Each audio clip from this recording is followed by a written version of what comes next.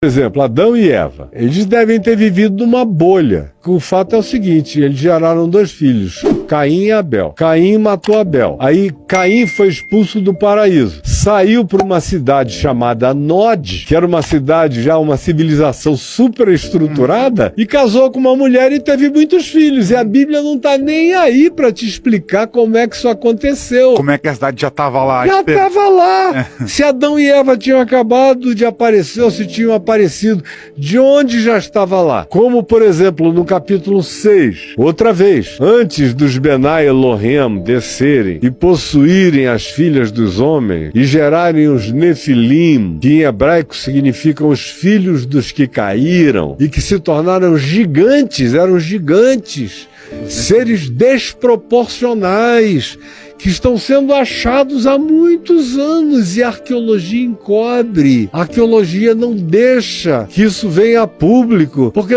dá um trabalho danado reescrever a história humana inteira. Esse pessoal é preguiçoso, é conservador, é ortodoxo. Eles sentam em cima dos grandes achados arqueológicos, só que chegou uma hora em que não vai ser mais possível. E essa hora chegou. Todos os mitos dos povos contam a mesma história, só que a antropologia do século XX, na presunção positivista, racionalista do século XX e do século XIX, diz, não, isso é só mito da ignorância desses povos. Eles inventaram, agora, não se comunicaram e inventaram tudo, coisas absolutamente iguais, sem Pangeia, já separados por oceanos intransponíveis, contaram as mesmas histórias, idênticas. E diz lá o texto de Gênesis, ora, naquele tempo havia gigantes na terra. E também depois que os filhos de Deus possuíram as filhas dos homens e com elas geraram os nefilins, que eram os gigantes. O texto de Gênesis diz que eles corromperam toda a criatura que rastejava sobre a face da terra, fizeram todos os experimentos possíveis na terra, no mar, onde quer que eles tenham encontrado criaturas vivas, eles as desconfiguraram. Aí é onde o livro de Enoque, que devia estar na nossa Bíblia, mas não está, foi uma decisão lá do imperador Constantino deixar de fora, mas está na Bíblia dos etíopes.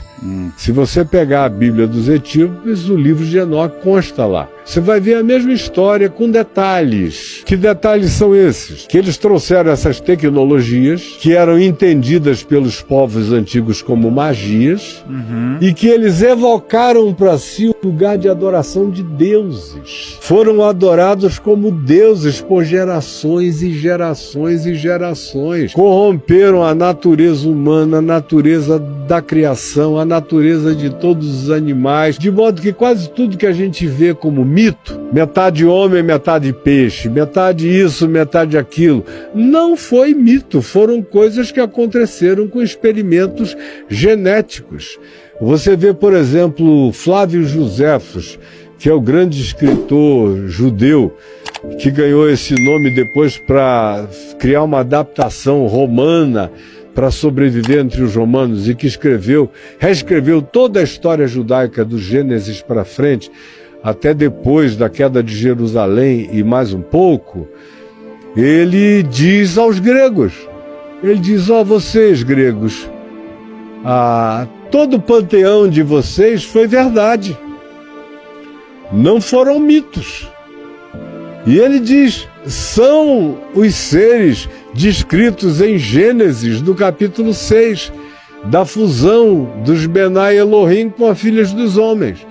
De modo que o que Freud se apropriou como uma psicologia humana, usando o panteão greco-romano como simbolização, manifestação arquetípica exacerbada da natureza humana exagerada, de fato aconteceu.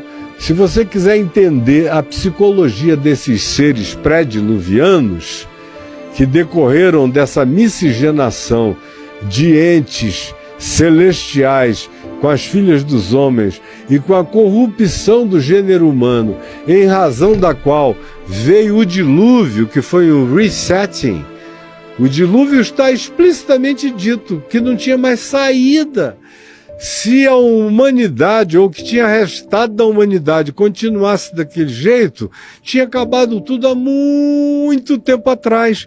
O dilúvio foi um resetting para ver se a gente rehumanizava o planeta e recomeçava de novo.